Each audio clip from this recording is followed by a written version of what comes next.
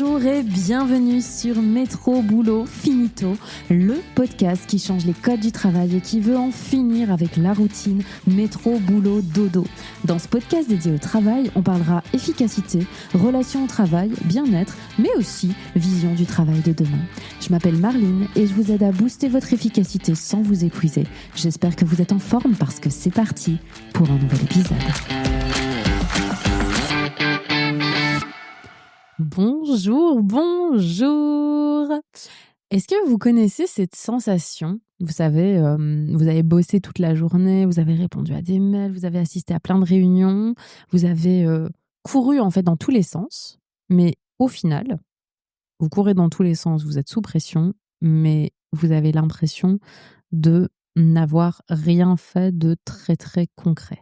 Ce sentiment-là, je l'ai déjà eu plein de fois aussi, et à chaque fois qu'il revient, je dégaine 3 petits hacks assez simples pour me remettre en mouvement rapidement et efficacement surtout. Et je vous propose de vous les partager aujourd'hui. Le premier hack, il est hyper simple. C'est celui auquel on pense pas souvent, mais qui est d'une évidence incroyable, c'est de faire une pause. Alors vous allez me dire, oui, merci Marline le génie pour cette super idée, mais ça on le savait, c'est un hack qui n'est pas vraiment un super hack de génie. Alors, premièrement, ne vous moquez pas de moi comme ça.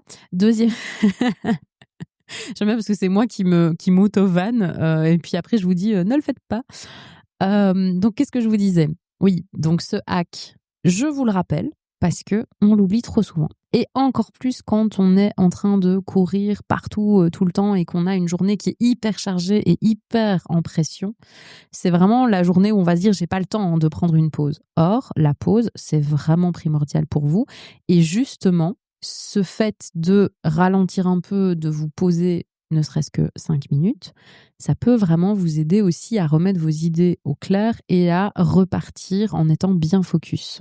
Et quand je vous dis faire une pause, c'est pas faire une pause en prenant votre téléphone et en scrollant sur les réseaux, sur qu'est-ce qui se passe sur TikTok ou qui m'a envoyé un message, je vais répondre. Non. Faire une pause, c'est aussi sortir la tête des écrans, premièrement, et deuxièmement et surtout, c'est vous mettre en mouvement. Ne restez pas assis quand vous avez besoin de faire une pause. La pause, ça inclut à la fois le mouvement et à la fois de décharger votre esprit. Donc, on fait une pause en allant marcher 5 minutes dehors, ou si vous êtes en télétravail ou que vous avez un bureau fermé ou que vous pouvez vous isoler dans une pièce qui ne va pas déranger vos collègues.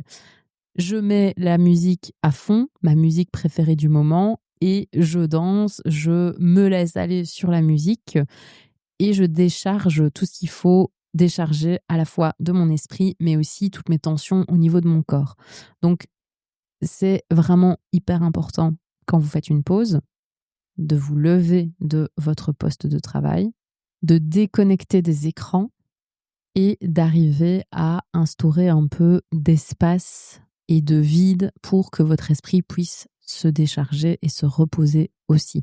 Parce que si vous faites une pause en allant resurstimuler votre esprit avec tout ce qui se passe sur les réseaux, ça va pas vous aider vraiment à vous sentir plus apaisé après.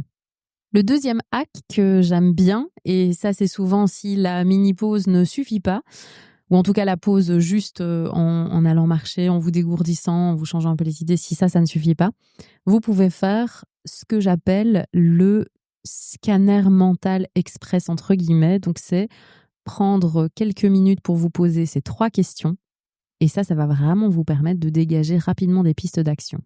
Première question que je me pose, c'est est-ce que j'ai de la clarté sur ce que je dois faire ? Parce que souvent, en fait, quand on fait plein de choses et qu'on s'éparpille dans tous les sens, ça peut être un problème d'efficacité parce qu'en fait, je me sens dans le flou. Je ne sais pas trop ce que je dois faire ou en tout cas, quels sont mes objectifs principaux. Et du coup, comme je dois tout faire en même temps et qu'il n'y a rien qui est prioritaire, en fait, je m'éparpille. Donc déjà, est-ce que je suis au clair avec ce que je dois faire et est-ce que je peux prioriser mes actions ? Ça, c'est la première question à vous poser. La deuxième question à vous poser, c'est est-ce que j'ai l'énergie pour le faire?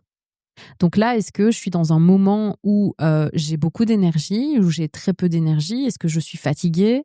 Est-ce que c'est de la flemme? Donc est-ce que je suis dans plutôt une énergie de procrastination par rapport à ce que je dois faire? Donc est-ce que j'ai l'énergie pour faire ce que je dois faire? Et 3, est-ce que j'ai l'espace, à la fois mental et physique, pour avancer sereinement? Donc, si vous avez 14 onglets ouverts, 1000 notifications sur Slack, un voisin qui parle trop fort dans l'open space, ça peut être hyper compliqué de vous concentrer.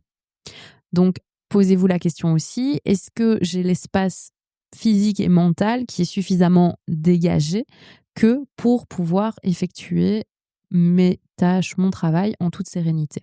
Ces 3 questions, je les aime beaucoup parce que en 1 minute, vous savez identifier où est le problème de votre agitation. Est-ce que c'est le manque de clarté, le manque de priorité? Est-ce que c'est votre énergie actuelle qui fluctue et qui peut-être fait qu'en fait juste vous n'avez pas la motivation ou l'envie ou l'énergie de le faire? Ou est-ce que c'est l'environnement de travail qui vous permet pas de être serein et en tout cas d'avoir les bonnes conditions pour faire ce que vous êtes en train de faire. Donc ça, c'est hyper bien parce que ça va vraiment vous permettre d'identifier, OK, qu'est-ce que je peux réajuster là tout de suite dans mon environnement de travail pour avoir cette impression de moins brasser de l'air, courir partout tout le temps, d'être tout le temps distrait, etc. et de vraiment bien pouvoir être focus sur ce que j'ai à faire. Le troisième petit hack que vous pouvez utiliser, celui-là, c'est plutôt à utiliser en fin de journée, quand vous avez l'impression que vous avez rien fait de votre journée et que vous culpabilisez un petit peu en vous disant: «Purée, j'ai brassé de l'air aujourd'hui, qu'est-ce qui s'est passé?» Ce que je vous invite à faire, c'est la to-do list inversée.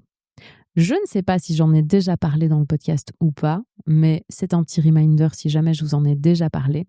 La to-do list inversée, c'est le fait de, au lieu de lister tout ce qui me reste à faire, je vais noter tout ce que j'ai fait, tout ce que j'ai accompli sur la journée. Et si c'est répondre à 12 mails insignifiants, envoyer un fichier qu'on m'a demandé 6 fois, appeler le service technique pour régler un bug, prendre 10 minutes pour respirer et pour faire une pause, etc. Peu importe que ce soit des mini-tâches ou des grosses tâches de fond, vous allez vraiment écrire tout ce que vous avez fait sur la journée. Pourquoi est-ce que je note vraiment tout ce que j'ai fait sur la journée, même les trucs qui me semblent entre guillemets «petits» ou pas productifs? Un, c'est parce que ça me reconnecte à la réalité. Donc là, vraiment, c'est la réalité de ce que j'ai fait aujourd'hui, c'est ça, et pas les attentes idéalistes que je m'étais fait dans ma tête de ce à quoi devait ressembler ma journée. Donc souvent, déjà, le fait de poser sur papier tout ce que vous avez accompli sur la journée, ça va vraiment vous permettre de réaliser, en fait, ce que vous avez fait et de vous rendre compte qu'en fait, vous avez accompli plus de choses que ce que vous avez l'impression. Donc, vous vous rappelez pas de plein de choses que vous avez faites. Donc déjà, ça va vous reconnecter à cette réalité en vous disant: «Ah, mais en fait, j'ai fait des choses». Et après, si vous vous rendez compte qu'en fait, vous avez fait beaucoup de choses, mais beaucoup de choses qui étaient superflues et qui vous ont pas réellement permis d'avancer dans votre travail de fond, alors là, ce qui est génial, c'est que tout de suite, vous allez identifier clairement où était ce superflu et comment vous pouvez agir pour dégager un peu ce superflu et remettre plus de travail de fond dans vos journées futures. Donc c'est aussi une manière de comprendre comment vous pouvez faire pour plus avoir cette sensation de courir tout le temps après le temps et avec cette impression que vous n'agissez pas assez sur les tâches qui sont importantes. Donc, quand vous avez cette sensation que vous êtes tout le temps en train de courir dans tous les sens, respirez un grand coup, faites soit une pause classique, mais en déconnectant des écrans et en mettant du mouvement dans votre pause, bougez votre corps. Soit vous pouvez faire un petit scanner mental express en vous posant les questions: est-ce que je suis claire avec ce que je dois faire? Est-ce que j'ai l'énergie de le faire? Est-ce que j'ai l'espace mental et physique pour le faire dans les bonnes conditions? Et troisième petit axe, c'est de faire la to-do list inversée pour vous rendre compte de tout ce que vous avez accompli sur la journée et d'éventuellement voir où vous avez, entre guillemets, perdu du temps, été distrait et comment vous pourriez améliorer ça pour ne plus avoir cette sensation de courir tout le temps après le temps.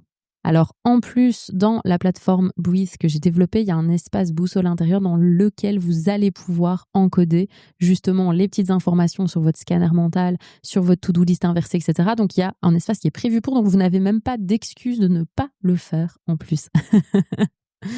Et puis si vous voyez Jean-Mi qui court partout dans l'open space, pensez à lui envoyer cet épisode, ça lui sera peut-être très utile. Nous voilà à la fin de cet épisode. Déjà, merci d'être resté jusqu'au bout. Si cet épisode vous a plu, n'hésitez pas à laisser une note, un commentaire sur votre plateforme d'écoute ou un petit partage sur les réseaux. Ça fait toujours plaisir et ça aide à faire connaître le podcast. Pour échanger, proposer vos idées, partager vos expériences, on se retrouve sur les réseaux via le compte MyEcoDesign. Et puis, si vous en avez marre de bosser en apnée, alors on se rejoint sur la plateforme Breathe. Je vous mets tous les liens en description de cet épisode. Il est temps pour moi de vous dire au revoir. On se retrouve la semaine prochaine pour un nouvel épisode et d'ici là, prenez bien soin de vous.